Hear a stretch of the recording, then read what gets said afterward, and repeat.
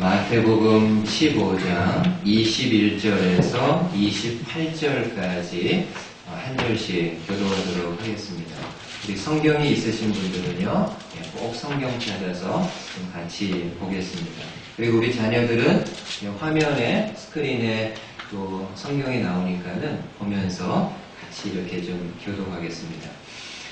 자, 그러면 제가 먼저 21절 봉독합니다.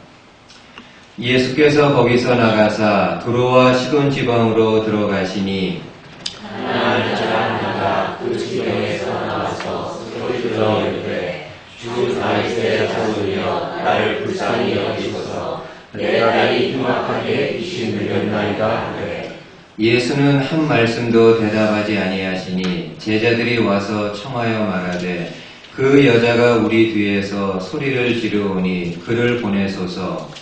예수께서 대답하여 이르시되 나는 이스라엘 중에 여러분 양 외에는 다른 데로 부심을 받지 아니하였노라 하시니 여자가 와서 예수께 절하며 이르되 주여 저를 도우소서. 대답하여 이르시되 자네의 떡을 취하여 그들에게 던지니 마땅하지 아니하니라. 함께 읽습니다. 여자가 이르되 주여 올소이다마는 개들도 제 주인의 상에서 떨어지는 부스러기를 먹나이다 하니 이에 예수께서 대답하여 이르시되 여자여 내 믿음이 크도다 내 소원대로 되리라 하시니 그때로부터 그의 딸이 나으니라. 아멘. 오늘도 함께 읽은 본문의 말씀을 통해서 하나님이 주시는 생명의 말씀 함께 나누도록 하겠습니다. 오늘 마지막 예배지만은요, 우리가 새해 들어서 처음 예배드리는 그런 마음을 가지고 마지막 말씀 함께 또 열린 마음을 가지고 말씀을 나누도록 하겠습니다. 여러분이 알고 있는 구호단체 가운데 월드 비전이 있습니다. 이 월드 비전에서는 한 사람이 하루에 1불, 한 달에 30불을 후원하게 되면은 아프리카의 한 명의 아이가 그 돈으로 먹고 살 수 있다고 이야기를 합니다. 여러분, 미국에서는 어떨 것 같습니까? 한 아이가 한 달 동안 30불을 가지고 살 수 있을까요? 거의 불가능한 일입니다. 30불은 한 달을 살기에는 최저 금액도 되지 않는 그런 금액입니다. 그러나 아프리카의 아이들은 그 돈을 가지고 본인의 생명을 이어갑니다. 이런 면에서 아프리카의 아이들은 어찌 보면요, 부스러기 같은 적은 돈을 가지고 하루하루 살아간다라고 이야기할 수 있습니다. 전에 제가 LA에서 섬겼던 교회에서 중국의 고아원을 후원한 적이 있었습니다.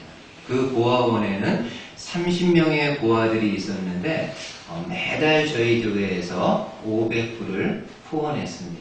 그리고 중국의 고아들은 그 500불을 가지고 한 달을 살아갑니다. 여러분, 미국에서는 어떨까요? 500불을 가지고 한 달에 30명의 아이들이 먹고 살 수 있을까요? 거의 불가능한 그런 일입니다. 그러나 중국의 고아들은 그 돈을 가지고 본인들의 생명을 어렵게 하루하루 이어갑니다. 이런 면에서 중국의 고아들 또한 어찌 보면은 부스러기 같은 적은 양을 가지고 하루하루 살아간다라고 이야기할 수 있습니다. 여러분, 성경에도 보면은 부스러기 같은 정말 작은 양을 가지고 하루하루 힘겹게 그들의 삶을 이어가는 사람들을 볼 수 있습니다. 특별히 여러분, 누가복음 16장에서는 우리가 잘 알고 있는 그 부자와 거지 나사로의 이야기가 나옵니다. 부자는 돈이 많으니까 좋은 옷, 명품 옷 입고 맛있는 음식 먹으며 또 세상에 좋은 것들 많이 누리며 살아갑니다. 근데 반면에 거지 나사로는요, 그렇지 않습니다. 여러분, 누가복음 16장에 보면은 나사로의 삶에 대해서 이렇게 말씀을 해줍니다. 한번 들어보십시오. 나사로라 이름한 한 거지가 헌대를 핥으며 그 부자의 대문에 누워 부자의 상에서 떨어진 것으로 배불리려 하매 심지어 개들이 와서 그 헌대를 핥더라. 여러분, 거지 나사로가 사는 방법은 무엇인가요? 부자의 상에서 떨어진 음식물들이 있는데 그 음식물들 가지고 하루하루 생명을 이어간다라고 말씀을 합니다. 오늘 여러분 여기 본문에 부자의 상에서 떨어진 것으로 이렇게 나와 있는데 여기 떨어진 것을 달리 번역하면은 부스러기라고 말할 수 있습니다. 그리고 실제로 표준 새 번역에서는 이 떨어진 것을 부스러기라고 번역을 했습니다. 그러니까 부자는 음식에 남은 부스러기를 마치 쓰레기처럼 다 버렸지만은 거지 나사로는 그 쓰레기 같은 부스러기를 가지고 본인의 생명을 하루하루 이어가게 됩니다. 참 비참한 그런 모습이에요. 근데 성도 여러분, 인간적으로 볼 때 부스러기 조각을 가지고 하루하루 살아가는 거 너무나도 비참하고 처참한 상황이지만은 영적인 면에서는요, 우리가 좀 다르게 생각해 볼 수 있습니다. 오늘 저와 여러분들에게 부스러기 같은 작은 믿음이라 할지라도 그 믿음이 내 안에 있다고 한다면은 그 적은 믿음을 가지고 내 신앙 지켜갈 수 있습니다. 그리고 한 걸음 더 나아가서는 그 부스러기 신앙, 겨자씨 같은 작은 신앙을 가지고도 하나님이 주시는 능력과 은혜를 경험할 수 있습니다. 오늘은 여러분들과 함께 이 부스러기 은혜를 구하는 이 신앙이 얼마나 하나님 앞에서 귀한 모습인가를 함께 말씀을 통해서 좀 보도록 하겠습니다. 오늘 본문의 내용도 여러분이 잘 알고 있는 내용입니다. 한 번은 예수님이 두로와 시돈 지방에 가셨을 때 한 가나안 여인이 예수님을 향해서 큰 소리로 외치면서 도움을 청합니다. 뭐라고 도움을 청하나요? 주 다윗의 자손이여, 나를 불쌍히 여겨주소서. 내 딸이 흉악한 귀신에 들렸노라. 지금 이 여인은 예수님을 향해서 간절한 마음으로 내 딸이 귀신이 들렸는데 그 딸을 구해달라고 호소합니다. 근데 예수님의 반응이 어떨 것 같습니까? 분명히 예수님의 여인의 이야기를 들었습니다. 그럼에도 예수님은 여인의 그 부르짖음에도 전혀 요동하지 않고 그냥 가던 길을 가시게 됩니다. 오히려 제자들이요, 민망한 마음이 들어가지고 예수님에게 와서 이야기합니다. 한 여인이 예수님에게 부르짖으며 이야기합니다. 그때 예수님이 제자들에게 이렇게 말씀합니다. 나는 이스라엘 집에 잃어버린 양 외에는 다른 데로 보내심을 받지 않았노라. 이게 무슨 말인가요? 나는 유대인의 구원을 위해서 이 땅에 왔지 다른 이방인들 위해서 오지 않았다. 한마디로 지금 이 이방 여인에게 귀한 시간을 내서 그녀를 만나서 이야기 들어줄 시간이 없다라는 그런 말입니다. 근데 그런데도 이 여인 보십시오. 예수님이 이렇게 계속 거절하는데도 그에 굴하지 않고요. 예수님의 발 앞에 엎드려서 다시 한번 호소합니다. 내 딸을 구해 주십시오.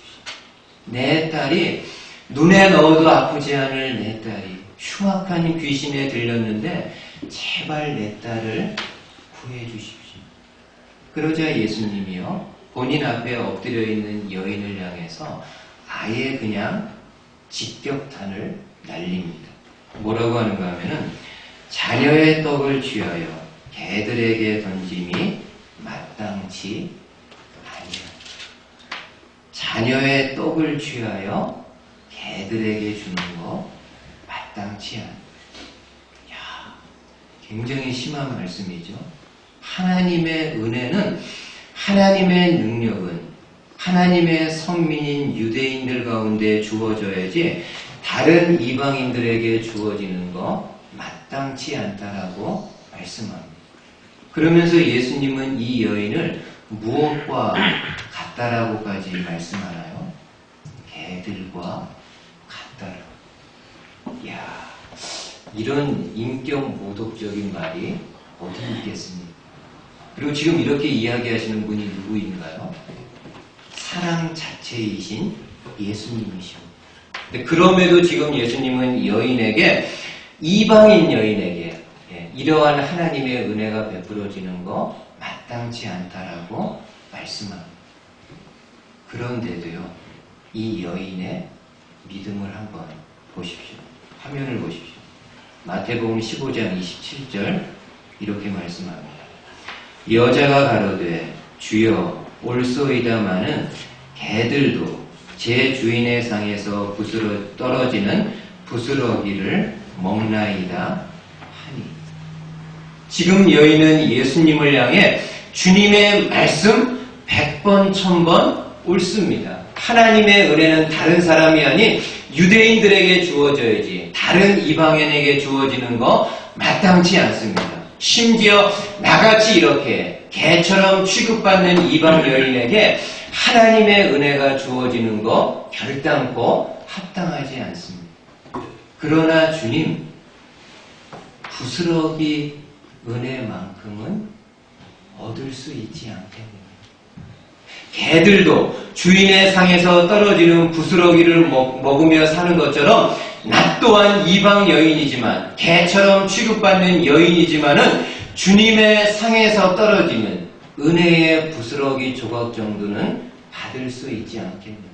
그리고 나에게 그 은혜의 원체가 아니라 그 은혜의 부스러기 작은 조각만 나에게 주어져도 그 은혜 가지고 내가 살 수 있다라고 고백을 합니다.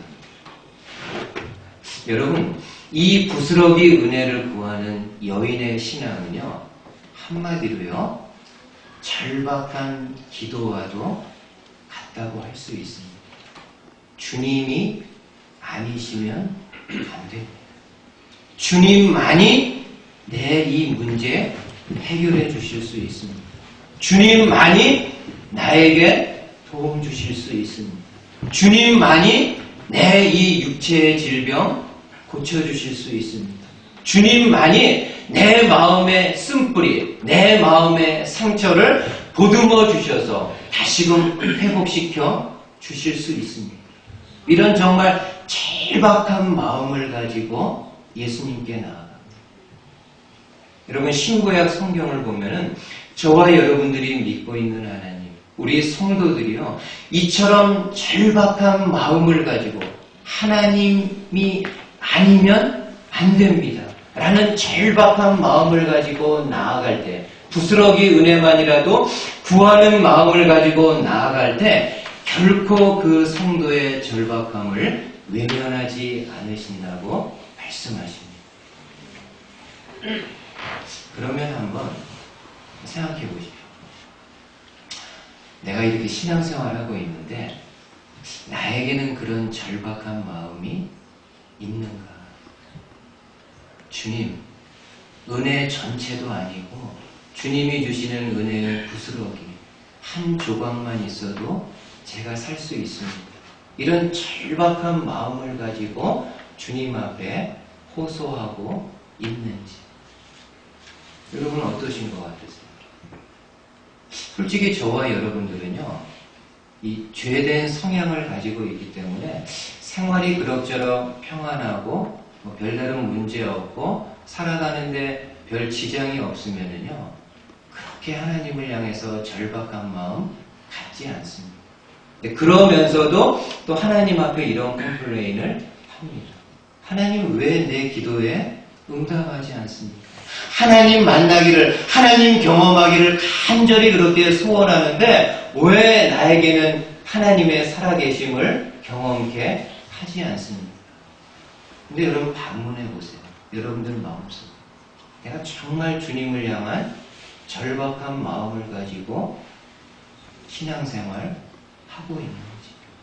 내 생활이 인간적으로 볼 때 비록 아무 문제 없고 아무 일 없어서 평안하다 할지라도 이 마음만큼은 가난한 심령을 가지고 하나님이시지 않으면 안 됩니다. 하나님만이 나를 도우실 수 있습니다라는 절박한 마음을 가지고 그 하나님의 은혜를 구하고 있는 거지.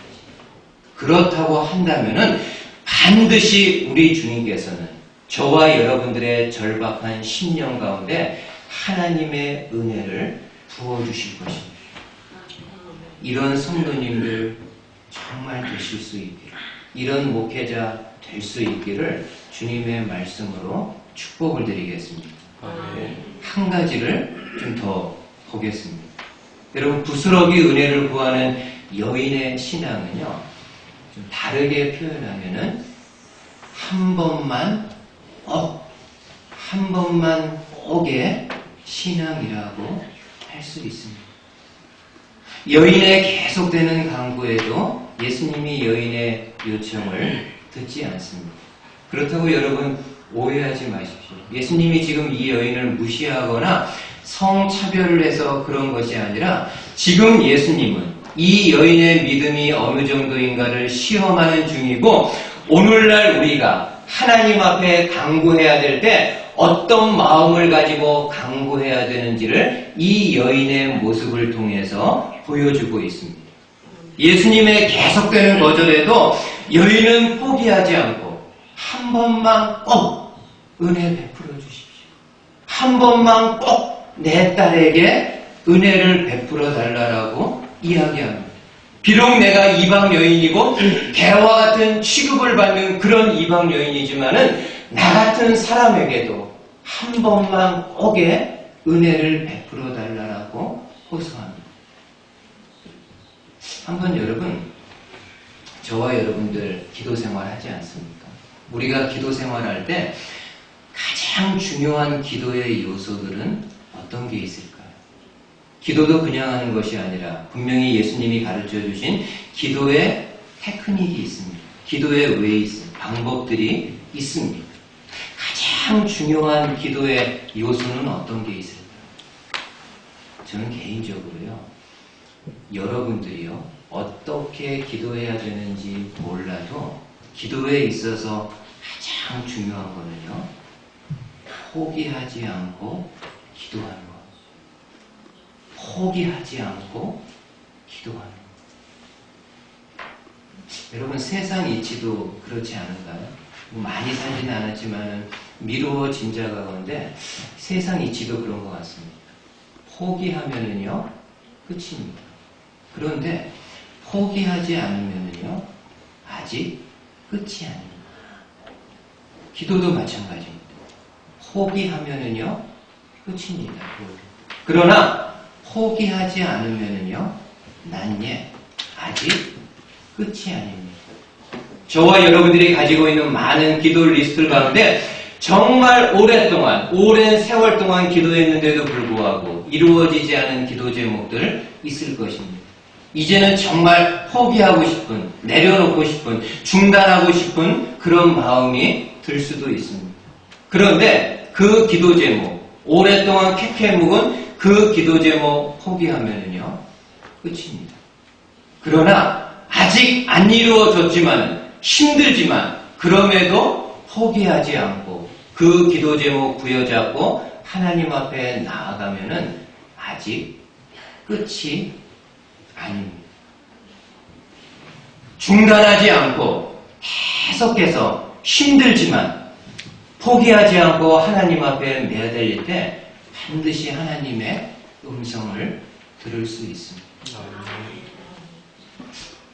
저희 집에 차가 2대 있습니다.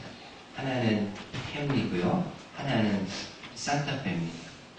뭐 차에 대해서는 잘 모르지만은 두 차를 이렇게 타다 보면은 몇 가지 차이가 하나 있습니다. 근데 한 가지는 어떤 거냐면은 차 타면 이렇게 시트벨트, 안전벨트 하지 않습니까? 그리고 만약에 안전벨트 안 하면은 경고음이 나옵니다. 근데 거기에 좀 차이가 있는데요. 그 캠리 같은 경우는 처음에 안전벨트 안 하면은 처음에 이렇게 좀 한 30초나 1분 정도 신호음을 줍니다. 근데 그 시간이 끝나면은 그 다음부터는 경고음이 안 나옵니다. 그래서 어떤 때는 그냥 시트벨트를 하지 않고 갈 때가 있습니다.